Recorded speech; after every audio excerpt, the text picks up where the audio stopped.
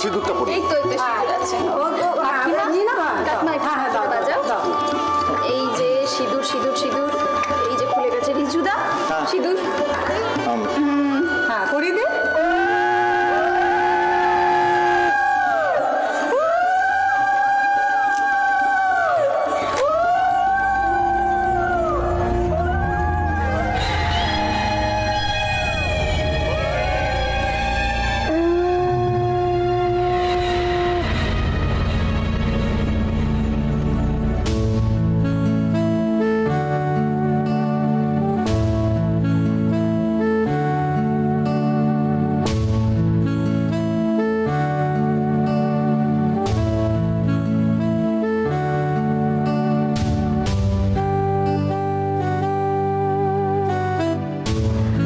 রোহিণী বরণটা একটু দাও না। হ্যাঁ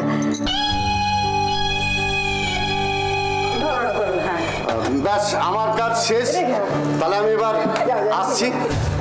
আসছি। কি বলছেন?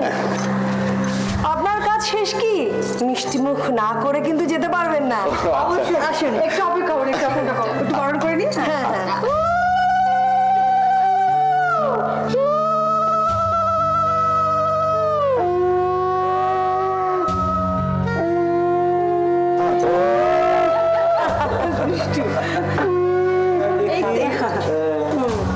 আশীর্বাদ করি, সুখী হও, সুখী হও, ভালো থাকো। আসুন আমার সঙ্গে। যাও রোহিণী, ওনাকে ভালো করে মিষ্টি খাইয়ে দাও। এসো, এসো। হ্যাঁ হ্যাঁ হ্যাঁ, রাখছি।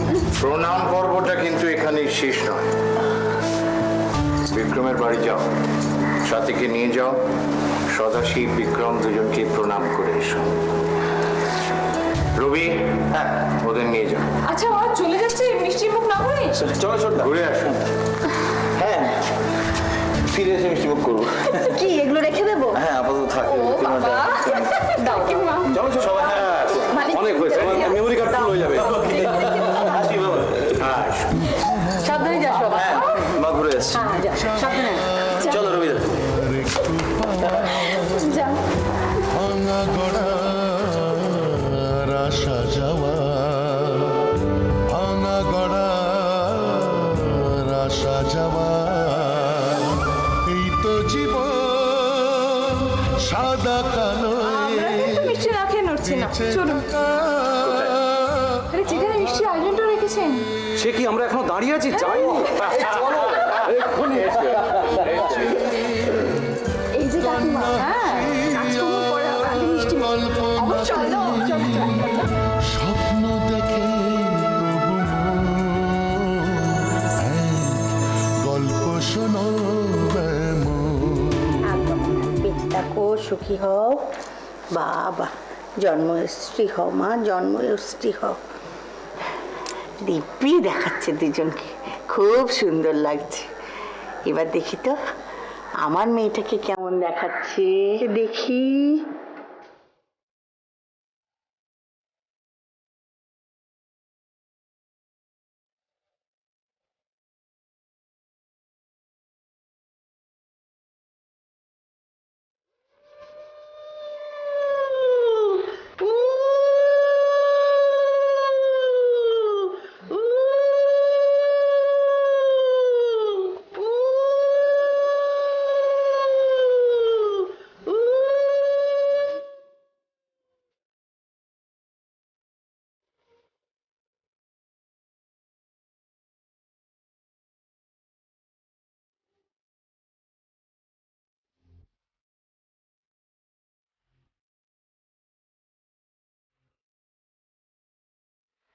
বাহ, চমৎকার দেখাচ্ছে, চমৎকার, ঠিক যেন দুর্গা ঠাকুরের মতো।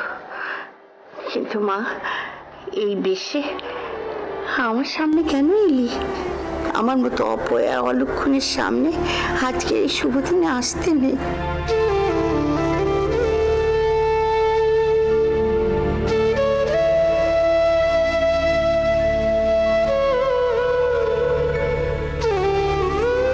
তুমি কি বলছো মা? মা কখনো মেয়ের কাছে অলক্ষণে হয়? ও হয় না, না রে, হলে বরং আমি চটপট আশীর্বাদটা সেরেই ফেলি। হ্যাঁ মা, আমরা দুজন তো তোমার কাছে আশীর্বাদ নিতে এসেছি। হ্যাঁ, আশীর্বাদ তো আমাকে করতেই হবে। আমি তো কিন্তু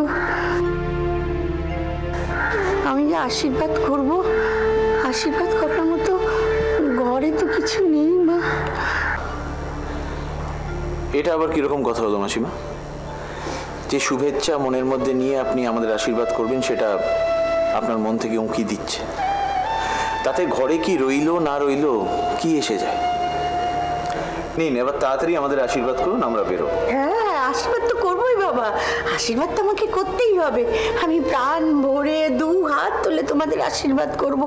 তোমরা সুখী হও, সুখে ঘর কন্যা করো, কোনো অশুভ ছায়া যেন তোমাদের সুখের ঘরে না পড়ে বাবা। সুখী হও মা, সুখী হও মা, সুখী ঘর সংসার কর, সুখী হও।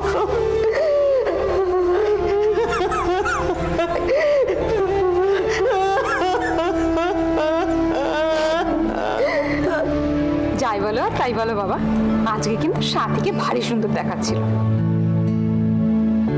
আর সত্যি বলতে কি, আরে ওর বর, এই ওর বরের জন্য কি নাম রে? রিজু। হ্যাঁ হ্যাঁ হ্যাঁ, রিজু। ওই রিজুকেও কিন্তু ভীষণ সুন্দর লাগছিল। সত্যি কথা বলতে কি বাবা, এই সাথীকে আর রিজুকে দুজনকে বড় ভালো মানিয়েছে কিন্তু। হ্যাঁ বাবা, খুব ভালো মানিয়েছে ওদের দুজনকে। মানিটা তো খুব কষ্ট পেয়েছে, ও যেন আর কোনো কষ্ট না পায় বাবা। ঠিক বলেছিস রানী। রিজু আর সাথী যখন আমার প্রণাম করতে এসেছিল, আমি তখন মনে মনে ঠাকুরের কাছে প্রার্থনা করছিলাম, রিজুর কাছ থেকে সাথী যেন কষ্ট না পায়। মেয়েটা সারা জীবন অনেক তো কষ্ট পেয়েছে, ও যেন সুখী হয়।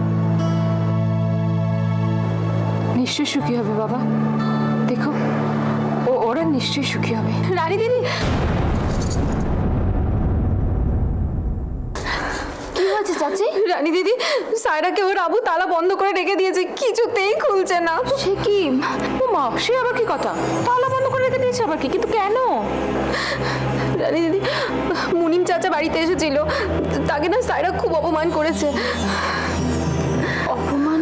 অপমান করেছে? হ্যাঁ গো। মেয়ে মানুষ, বিয়ে থাওয়া হবে, ঘর সংসার করবে, ছেলেপুলে মানুষ করতে হবে, ওসব লেখাপড়া কম্পিউটারে কি হবে? এর নাতিকে আমি কোনোদিনও বিয়ে করব না। আমি সৌভিকদাকে ভালোবাসি, আমি সৌভিকদাকে ছাড়া আর কাউকে বিয়ে করব না। হ্যাঁ গো রানী দিদি, সায়রাটা না এখন খুব সাহস বেড়েছে।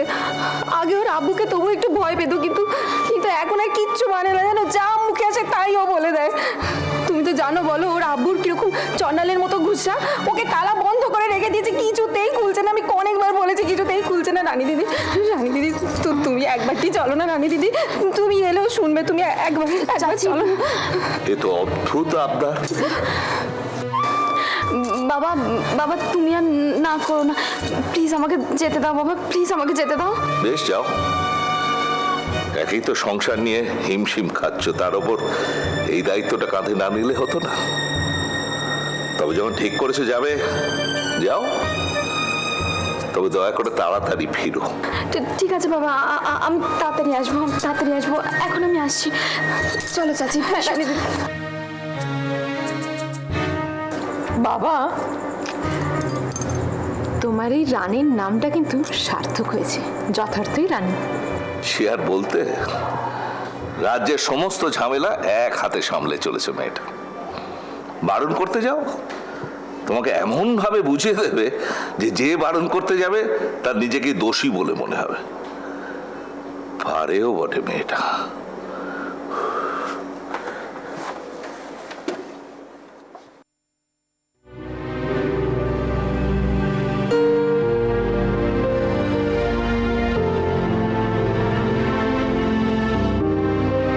না, না রানী দিদি, তোমার কথা আমি শুনতে পারবো না। আমার পেত্তবিজ মেয়ে ঘরের মধ্যেই আটকে থাক, তো তালা আমি খুলতে পারবো না। চাচা তুমি ভুল করছো, মস্ত বড় একটা ভুল করছো। শোনো, সায়রার বয়সী মেয়েদের এভাবে এভাবে ঘরে তালা বন্ধ করে রেখো না। ওদের মাথায় কখন কি পাগলামি চেপে বসে তুমি টেরও পাবে না, আর তখন এটা মস্ত বড় সর্বনাশ হয়ে যাবে। এই আমি তোমাকে বলে দিলাম। দেখো না রানী দিদি, আমি অনেক ওকে বোঝানোর চেষ্টা করেছি কিন্তু কিছুতেই বুঝছে না। এই নাসিম, একদম নাকামি করবে না, তুমি একদম নাকামি করবে না। রানী দিদি, সায়রার ভয়ে আমি কিন্তু চুপ করে থাকবো না, তোমাকে বলে দিলাম। মেয়ে মানুষের ভয় পেয়ে ঘরের মধ্যে লুকিয়ে থাকবো এরকম পুরুষ মানুষ আমি না। মেয়ে মানুষকে বেশি লাই দিলে মাথায় উঠে বসে, আমি জানি। এটা তোমার ভুল ধারণা, সম্পূর্ণ ভুল ধারণা। আমি বলছি সায়রার ঘরের তালাটা খুলে দাও। চাচা, চাচা এভাবে চুপ করে দাঁড়িয়ে থেকো না। দেখো আমি তো বলছি, আমাকে বিশ্বাস করো, তুমি তুমি ঠকবে না।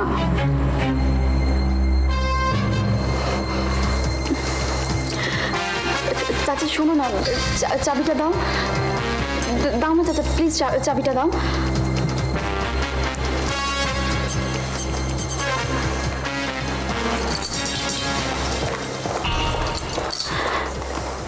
চাচা এতটা উত্তেজিত হয়েও না, এতটা উত্তেজনা তোমার শরীরের পক্ষে ভালো নয়। আমার শরীরের কথা কে ভাবে রানী দিদি? কেউ না। আমার নিজের মেয়ে আমার মাথা হেড করে দিচ্ছে সকলের সামনে, মনিম চাচার সামনে আমাকে এমন বেইজ্জত করলো যে আমি আর মাথা তুলে দাঁড়াতে পারছি না।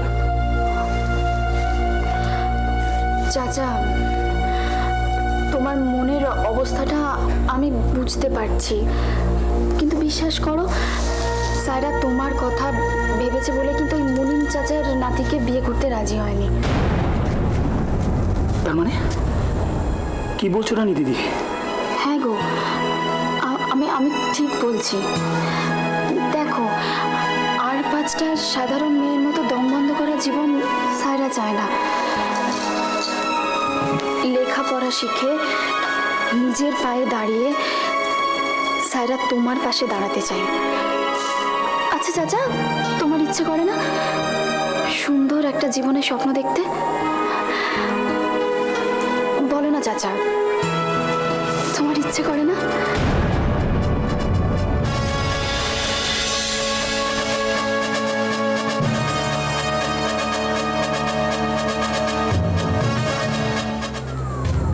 না রানী দিদি, আমার ইচ্ছা করে না। তোমার কাছে যেটা সুন্দর জীবনের স্বপ্ন, আমার কাছে সেটা খারাপ স্বপ্ন। কিন্তু চাচা, তোমার ইচ্ছেটাকে তুমি কখনোই সায়রার অনিচ্ছেই ওর উপর জোর করে চাপিয়ে দিতে পারো না। আর তাছাড়া সায়রা নাবালিকা, ওর বিয়েটা তো বেআইনি। রানী দিদি, আমরা গরিব গুরু মানুষ, কথায় কথায় এত আইন আওড়ালে আমাদের চলে না। চাচা, চাচা শোনো, তুমি সায়রাকে একটু সময় দাও, ওকে ভালো করে লেখাপড়া শিখে নিজের পায়ে দাঁড়াতে দাও। তারপর তুমি নিজে দাঁড়িয়ে থেকে না হয় সায়রা সৌভিকের বিয়ে দেবে। হ্যাঁ, তুমি দেখো চাচা, ওরা খুব সুখী হবে। রানী দিদি, তোমাকে একটা কথা বলে রাখি, আমি বেঁচে থাকতে এই শাদী কখনো হবে না। আর কিস না চাচা, তুমি আমার কথা দিদি।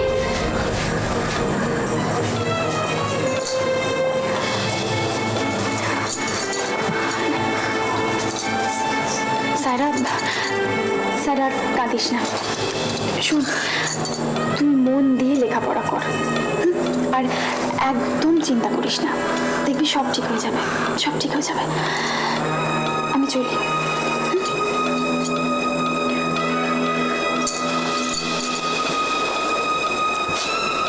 আমি আসছি চাচা।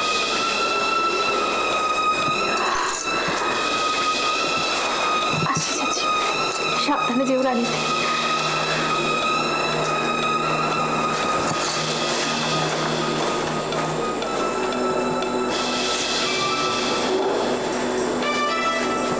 বুঝতে পেরেছি। এই রানী দিদি তোমাদের মাথা চিবিয়ে খাচ্ছে। সায়রা, তোমার স্কুলে যাওয়া বন্ধ। অনেক লেখাপড়া শেখা হয়েছে তোমার, তুমি ঘরেই থাকবে, আর কখনো স্কুলে যাবে না।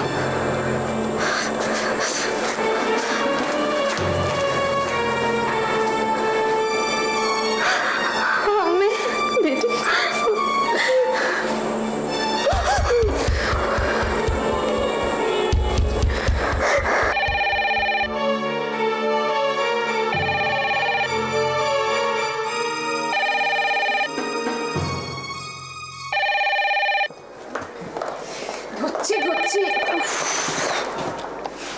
হ্যালো, হ্যালো রানীদি, আমি সৌভিক বলছি। আমি রানী দিদি নই, তোমার ম্যাডাম। কিন্তু কি ব্যাপার, গলাটা তো টেন্সড শোনাচ্ছে, কি হয়েছে? না না ম্যাম, না, আমি আমি ঠিক আছি ম্যাম। ঠিক আছে বলে তো হবে না। তুমি এত কেন ভাবছো বলতে পারো? সায়রাকে নিয়ে এত ভেবো না। রানী যখন দায়িত্ব নিয়েছে, ও যখন গেছে, দেখো সব ঠিক হয়ে যাবে। আরে বাবা, রানী গেছে তো। ওটা একটু জোরে হলে ভালো হতো না? তাহলে মনে হতো কনফিডেন্সটা বেশি। চলো ঠিক আছে, রাখছি, কেমন? Bye ma'am. বাই। আদিক্ষেতাটা কার সঙ্গে হচ্ছিল? সৌভিক রানীকে খুঁজছিল। সৌভিক মানে আমার স্ত্রীর প্রাক্তন খুদে প্রেমিক।